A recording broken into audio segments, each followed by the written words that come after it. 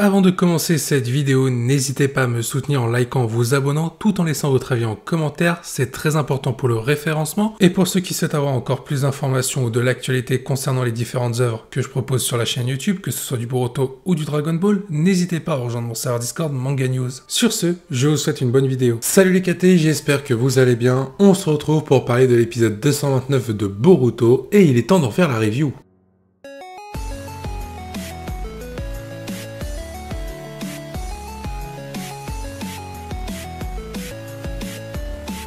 Cet épisode mettait en avant la relation entre Mozoku ainsi que le personnage de Kawaki par rapport à la situation du Pays du Calme, là d'où vient Mozoku. Le Pays du Calme est actuellement victime d'une épidémie assez violente qui touche pas mal de personnes qui sont à la fois en train de décéder mais qui ont besoin d'un médicament assez coûteux pour pouvoir guérir. Sauf que le maître de Mozoku, avec ses disciples, a créé un nouveau médicament beaucoup plus efficace et surtout moins cher afin de les aider. Sauf que le souci de ce médicament très peu cher et surtout très efficace, c'est qu'il fait concurrence au médicament proposé par le Daimao qui lui est beaucoup plus cher mais surtout beaucoup moins efficace. Vous l'avez donc compris, ce début d'arc qui avait commencé à la fin de l'épisode 228 et qui se poursuit dans cet épisode 229 met en avant le trafic de médicaments afin que les plus riches puissent s'en mettre le plus dans les poches, alors que les plus pauvres, eux, essayent de s'en sortir et surtout survivre. Par ailleurs, cet épisode 229 montre très clairement les conséquences d'un trafic de médicaments vis-à-vis de l'épidémie par rapport au Pays du Calme, mais surtout les victimes qui sont à côté. Par exemple, tous les disciples du maître de Mozoku, y compris Mozoku, sont en danger, et à l'heure actuelle, à la fin de l'épisode 229, seul Mozoku est le seul survivant parmi les disciples de son maître. Afin de parvenir à ses objectifs, le Daimao du Pays du Calme souhaite parvenir à récupérer le médicament du maître de Mozoku afin de le rendre beaucoup plus cher et surtout s'en mettre plein les poches.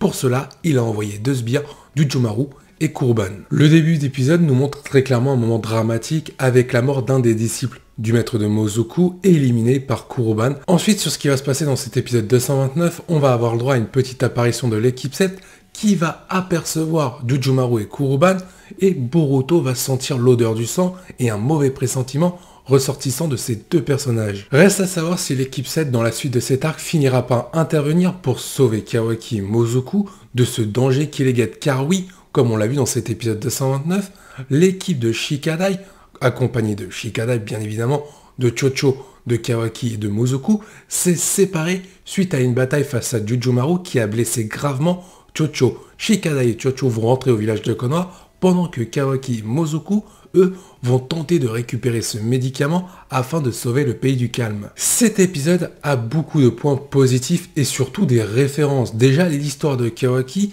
qui s'y retrouve par rapport à l'histoire de Mozoku qui se trompe à l'égard de Kawaki pensant que celui-ci vient du village de Konoha ayant une situation plutôt aisée. Sauf que ce n'est pas le cas du tout par rapport à Kawaki qui commence à évoluer dans cet épisode par rapport à l'esprit d'équipe. J'ai surtout aimé une approche totalement différente du personnage de Kawaki qu'on avait pu voir dans les différents épisodes, beaucoup plus en retrait par rapport aux autres personnes.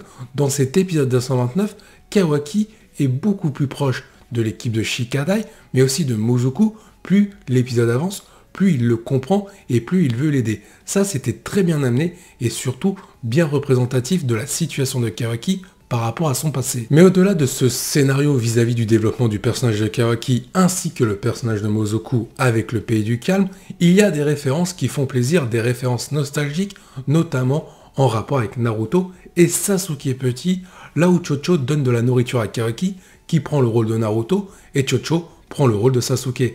C'était sympa à voir. Et comme je l'ai dit il y a quelques minutes plus tôt, l'épisode 229 va se terminer avec une séparation après le combat face à Jujumaru, qui était très sympa en termes de chorégraphie, même si elle était plutôt simpliste. La technique de Jujumaru avec ses toiles rappelait un petit peu le côté aventure à la narutesque à l'époque, là où Neji avait affronté un ninja d'Oto maîtrisant les techniques d'araignée, et là on retrouve un peu des caractéristiques similaires. C'est plutôt sympa. Donc après ce combat, comme je l'ai dit, Chocho a été gravement blessé et Shikadai va devoir rentrer au village de Konoha pendant que Kawaki, en ayant réussi à convaincre Shikadai, va continuer à suivre Mozoku pour tenter de récupérer le médicament désormais aux mains des ennemis.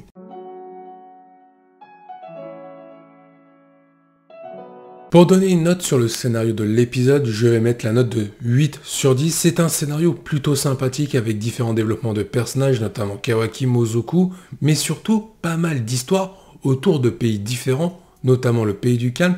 Jusqu'à maintenant, on n'en savait pas grand chose et l'anime nous propose un petit background afin de nous le développer. Pourquoi pas, c'est très intéressant. Il y avait des références très sympathiques en rapport avec Naruto et la nostalgie de cet univers. Sur ce coup-là, l'anime a tapé dans le mille avec l'épisode 229. Pour moi, c'est un 8 sur 10 mérité. De plus, comme je l'ai dit pour la partie résumée, l'évolution de Kawaki n'est pas en mode forcing, elle est subtile et surtout bien amenée. Pour en rajouter un petit peu, dans cet épisode 229, l'harmonie par rapport au duo Shikada et Chocho en combat est tout simplement sympa à voir avec des techniques qui sont très bien utilisées et l'intelligence de Shikadai n'est plus approuvée. Ensuite, parlons de l'animation et des OST. Alors en ce qui concerne l'animation, nous avons eu 2 animations dans cet épisode 229. Une animation de narration pour raconter toute l'histoire autour de Mozoku et le développement du personnage de Kawaki qui a continué du début jusqu'à la fin, mais aussi une animation dynamique pour le combat d'Ujumaru face à l'équipe 10 de Shikada et remanié. Ces 2 animations ont très bien fait le job par rapport aux caractéristiques qu'on les connaît. Pour le scénario, il était plutôt bien amené de façon subtile. Pour le combat, en ce qui concerne l'animation dynamique, il était court, pas exceptionnel, mais il était plutôt très bien pour un filler. Il y a toutefois un bémol pour cet épisode 229 au niveau des caractéristiques, dont une qui est pour moi plus faible, ce sont les OST, car le design, on en parlera après, est pour moi une valeur sûre de cet épisode. En ce qui concerne les OST, il y a certaines scènes où il n'y en avait pas du tout, et ça méritait peut-être de mettre une petite OST afin de rajouter un petit truc à l'épisode 229, et il y avait d'autres scènes où les OST utilisés étaient certes sympathiques, mais je pense qu'il y avait d'autres OST beaucoup plus impactantes pour marquer l'évolution du personnage de Kawaki au travers de l'histoire de Mozoku. Pour donner une note globale à l'animation et aux OST tout réunis, je vais mettre la note de 6,5 sur 10. Pour moi, l'animation, c'est 8 sur 10.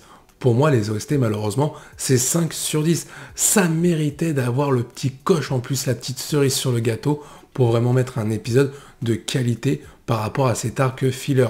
L'animé a manqué le coche. Terminons par le design, et j'ai envie de dire que ça fait maintenant beaucoup d'épisodes où l'animé est régulier en termes de qualité au niveau du design.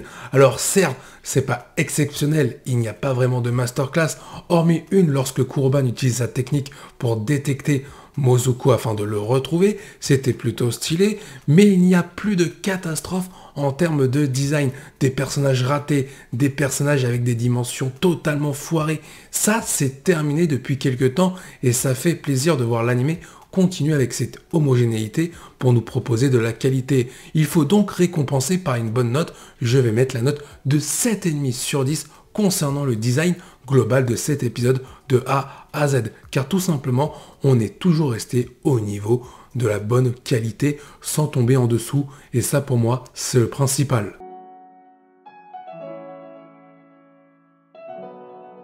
Cette review se termine ici, je vous invite à liker, à vous abonner tout en laissant votre avis en commentaire. Je vous dis à la prochaine, portez-vous bien et n'oubliez pas que la volonté du KT soit avec vous.